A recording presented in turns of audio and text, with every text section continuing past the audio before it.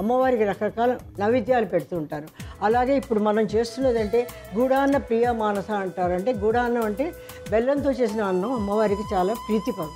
అందుకని బెల్లంతో చేసిన గూడాన్నం ఇవాళ చేస్తున్నాం. గూడాన్నం తయారు చేయబోతున్నాం. అమ్మవారికి బెల్లంతో చేసిన అన్నం అంటే చాలా ఇష్టం అంట. సో అందుకే అమ్మవారికి ఇష్టమైన గూడాన్నంతో ఈరోజు మన అమ్మ చేతి వంటని స్టార్ట్ చేసేద్దాం. ముందుగా కావాల్సిన ఇంగ్రీడియంట్స్ అన్ని చూద్దాం. గూడాన్నం తయారు చేసుకోవడానికి కావాల్సిన పదార్థాలు: బాగా మెత్తగా ఉడికించిన అన్నం, బెల్లం పొడి, నెయ్యి, జీడిపప్పులు, కిస్మిస్, యాలకుల పొడి, పచ్చకర్పూరం, బాదం పప్పు. నవరాత్రుల్లోని మా ఇద్దరు అమ్మాయిలతో పాటు నాకు ముఖ్యమైన అమ్మాయి మీరే అనమాట. నేను ఎక్కడున్నా ఏం చేసినా నా మనసు మీ మీదే ఉంటుంది. నేను ప్రతిరోజు ప్రతి పండుగ ఇవాళ ఈ ప్రోగ్రామ్ వచ్చింది, నేను మిస్ అవుతున్నాను అనుకుంటాను. అందుకనే చాలా సంతోషంగా ఉంది మిమ్మల్ని చూడడానికి. Thank you.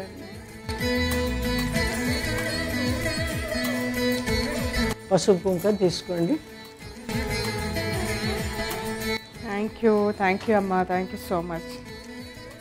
సో నవరాత్రిలో నాకు మొదటి తాంబూలం వచ్చేసింది. Thanks a lot.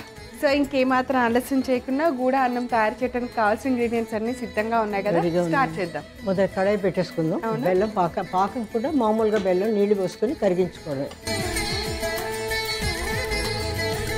కొంచెం నీళ్లు పోసేయండి. బెల్లం పొడి. పొడి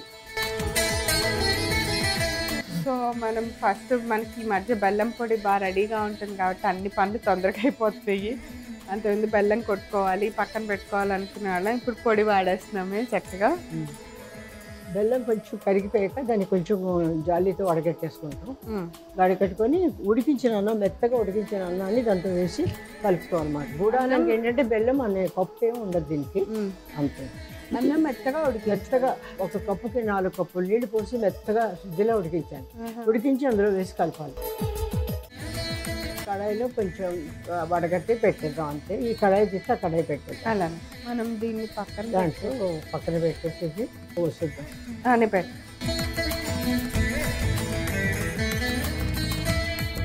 సో ఆల్మోస్ట్ బెల్లం బాగా కరిగిన తర్వాత మనం వడకట్టేసుకుని ఒక గిన్నెలోకి మార్చేసుకున్నాము. ఇప్పుడు రైస్ అన్నం మెత్తగా ఉడికించిన అన్నం వేస్తున్నాం. మెత్తగా చాలా పేస్ట్ లాగా ఉంది అలా ఉడికించుకున్న అన్నం. మనం చూసుకొని బెల్లం పాకానికి తగ్గట్టు, పాకం సరిపోదు కాబట్టి నెయ్యి పోస్తూ కలపాలండి. దీంట్లో ఇంకేం లేదు, చాలా ఈజీగా అయిపోతుంది. అలా కలిపితే నెయ్యి పోసుకుంటూ ఉండాలి, అంతే. సో నెయ్యి వేద్దామన్నారు. కొంచెం అన్నం మెత్తగానే ఉడికింది కాబట్టి మనం బెల్లం పాకంలో బాగా కలిసేలాగా కలుపుకుంటే సరిపోతుంది. బాగా బెల్లంలో అన్నం అంతా బాగా ఉడికిపోయింది. ఇంక ఇందులో పాలు వేయం. కొంచెం నెయ్యి కూడా వేసుకోవచ్చు. మళ్ళీ బాగా నెయ్యి పోస్తూ కలుపుతూ డ్రై ఫ్రూట్స్ అన్ని వేసుకోవాలి, అంతే. ఓకే, మళ్ళీ కొంచెం ఫైనల్గా కొద్దిగా నెయ్యి. ఓకే, నెక్స్ట్ మనం కొంచెం పచ్చకర్పూరం, ఇలాచీ పొడి, అలానే ఇంక ఇవి మనం డ్రై ఫ్రూట్స్ మన ఇష్టము. కిస్మిస్లు వేయించుకున్నవి, తర్వాత జీడిపప్పులు నేతిలో వేయించినవి, తర్వాత బాదం పప్పులు కూడా పెట్టడానికి కూడా అన్ని మధుర మీనాక్షి అమ్మవారి దగ్గర అన్ని చోట్ల ఇదే పెడతారండి. గూడాన్నమే పెడతారు. గూడాన్నం చాలా పవిత్రంగా ఈ పండగలప్పుడు చేస్తారు అన్ని చోట్ల. సో అయిపోయినట్టేనా? అయిపోయిందండి. ఇలా మనం చూసుకొని కొంచెం మనం ఆపేసాక అది గట్టిగా అయిపోతుంది కొంచెం. సో చల్లారాక గట్టిగా అవుతుంది. సో ఇప్పుడు మనం రెడీ అయిన అమ్మవారికి ఇష్టమైన గూడా అన్నాన్ని ఒక బౌల్లోకి తీద్దాం.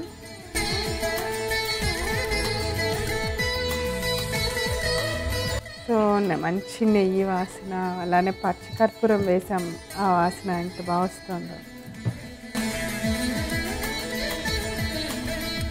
ఎక్కడైనా మీరు పెట్టండి, అరటిపండుతో అలా మనం పెట్టాలి. విజయం పెట్టేటప్పుడు అరటిపండు పెట్టి గూడాన్నాను అలా అమ్మవారికి చూపిస్తాను.